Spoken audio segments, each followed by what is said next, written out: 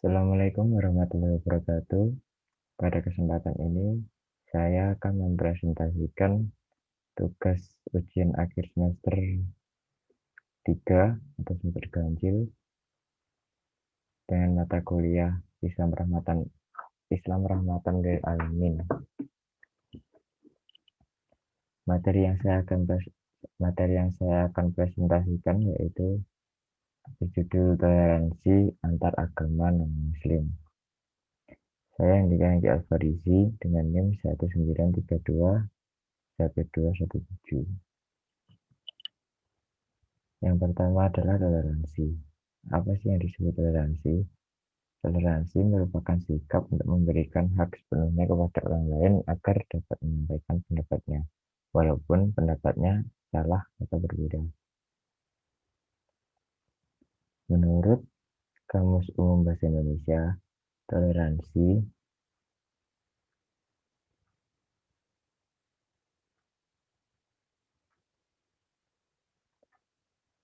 berasal dari kata toleran, berarti bersifat atau bersikap menenggang, menghargai, membiarkan, membolehkan terhadap pendirian yang berbeda dan atau yang bertentangan dengan pendiriannya. Toleransi juga berarti batas ukur untuk penambahan atau pengurangan yang masih diperbolehkan. Dan secara etimologi, toleransi berasal dari bahasa Arab, yaitu tasamuh, yang artinya ampun, maaf, dan lapang dada. Sedangkan toleransi yang berasal dari bahasa Latin yaitu tolerantia, yang berarti kelonggaran, kelembutan hati, keringanan, dan kesabaran. Dari sini dapat kita pahami bahwa toleransi merupakan sikap untuk memberikan hak sepenuhnya kepada orang lain agar menyampaikan pendapatnya, sekalipun pendapatnya salah ataupun berbeda. Toleransi menurut Umar Hashim dan W.J.S. Purwadarminto. Yang pertama menurut Umar Hashim. Menurut Umar Hashim, toleransi yaitu pemberian kebebasan kepada sesama manusia atau kepada sesama warga masyarakat untuk menjalankan keyakinan atau mengatur hidupnya dan menentukan nasibnya masing-masing. Selama dalam menjalankan dan menentukan sikapnya, itu tidak dilanggar dan tidak bertentangan dengan syarat-syarat atas terciptanya ketertiban dan perdamaian masyarakat.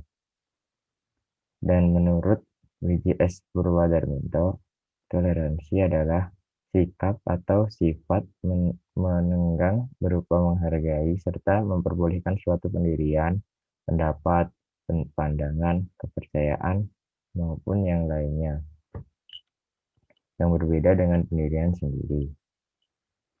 Kesamaan dari pendapat yang berbeda ini adalah pada hal memegang dan pemberian hak kebebasan, sehingga makna kontradiksi dari kata toleran adalah tidak menghargainya dan memperbolehkan suatu pendapat, pandangan, maupun keyakinan orang lain yang tidak bertentangan dengan norma dan syarat-syarat ketertiban dari masyarakat.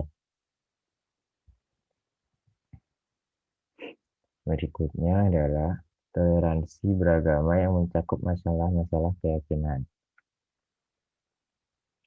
Toleransi mengandung maksud supaya membolehkan terbentuknya sistem yang menjamin terjaminnya pribadi, harta, benda, dan unsur-unsur minoritas yang terdapat pada masyarakat dengan menghormati agama, moralitas, dan lembaga-lembaga.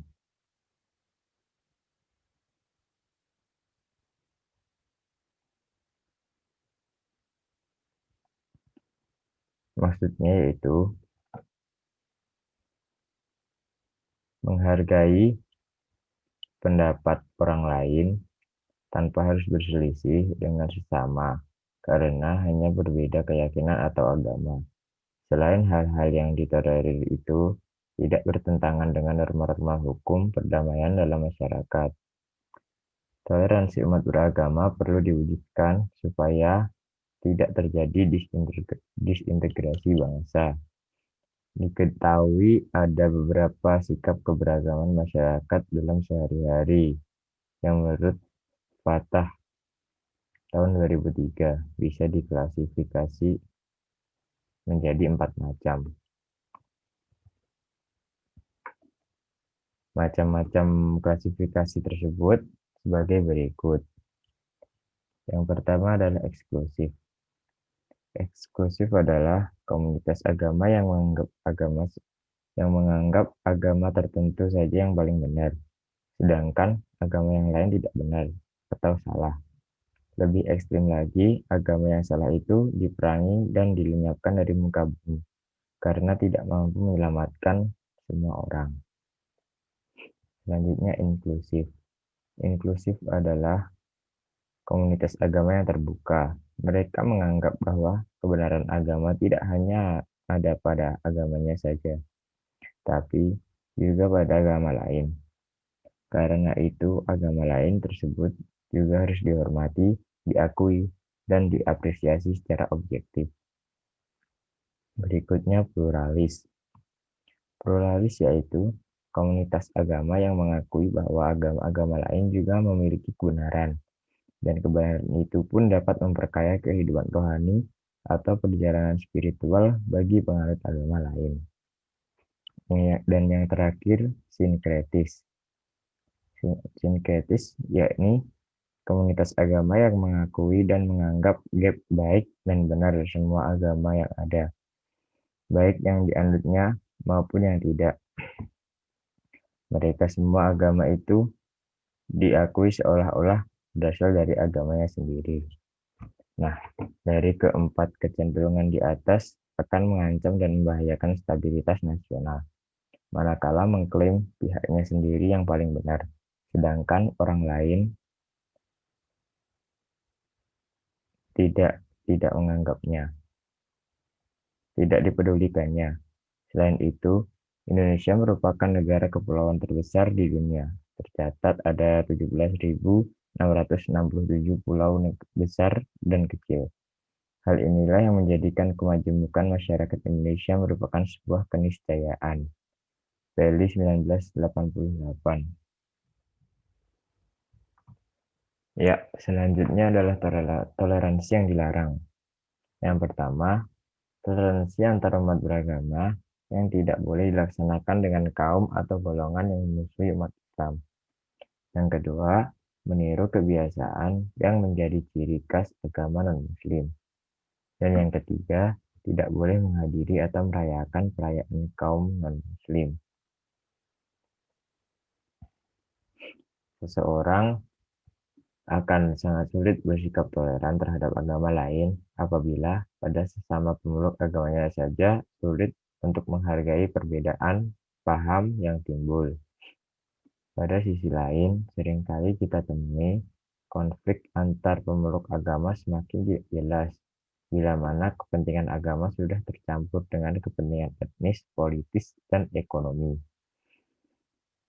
Yang dimaksud menyerupai orang kafir yang dilarang adalah menyerupai mereka dalam perkara-perkara dianggap oleh syariat sebagai tasyabub dan yang menjadi kekhususan mereka. Apabila suatu perkara bukan merupakan kekhususan mereka, namun dilakukan orang secara umum, maka bukan tasyabuh.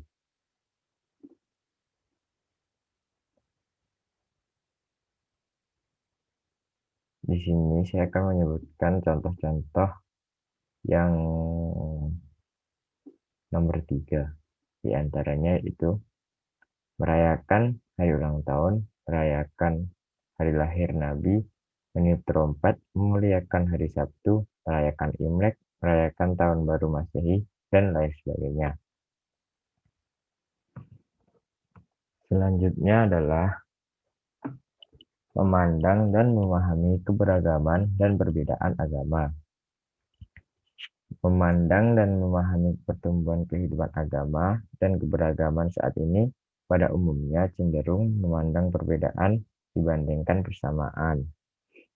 Kecenderungan memandang perbedaan itu pun tidak terlalu disalahkan, sebab setiap orang beriman senantiasa ingin menggenggam, mencari, dan membela kebenaran yang diyakininya berdasarkan pengetahuan dan tradisi yang dimilikinya.